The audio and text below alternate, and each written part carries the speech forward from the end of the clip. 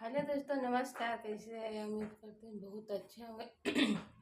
हाँ दोस्तों, आज दोस्तों बहुत दिन के बाद हम सिलाई मशीन पर बैठे हैं। साया दोस्तों सिले आज सीख कर दोस्तों आपको वीडियो में भी दिखाएं कैसा साया है।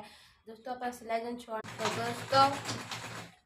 दोस्तों मतलब जो मतलब अपना सिलाई मतलब हम सीखी हैं दोस्तों। हम बात नहीं सीखी हूँ, सीखी हूँ। और दोस्तों जो काम हम मतलब अधूरा छोड़े हूँ तो दोस्तों उसको पूरा करने के लिए सोच रही हूँ। दोस्तों पहले हम सिलाई सीख रहे थे, मतलब छोड़ दिए हैं, मतलब थोड़ा तबीयत खराब। दोस्तों बाबू मतलब ज़्यादा तंग कर रहा था इसलिए हम सीख नहीं पाए।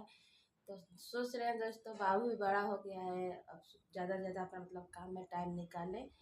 आप जो काम मतलब छोड़े हैं उसको मतलब अपना पूरा करने के लिए कोशिश कर रहे हैं। अब भी करेंगे। और दोस्तों ज़्यादा से ज़्यादा अपना केयर पर ध्यान देंगे। दोस्तों कैसा मेरा विचार है आप लोग कमेंट करके जरूर बताइएगा। दोस्तों अभी से हम तभी मतलब काटे हैं। और दोस्तों उस दिन का आप लोग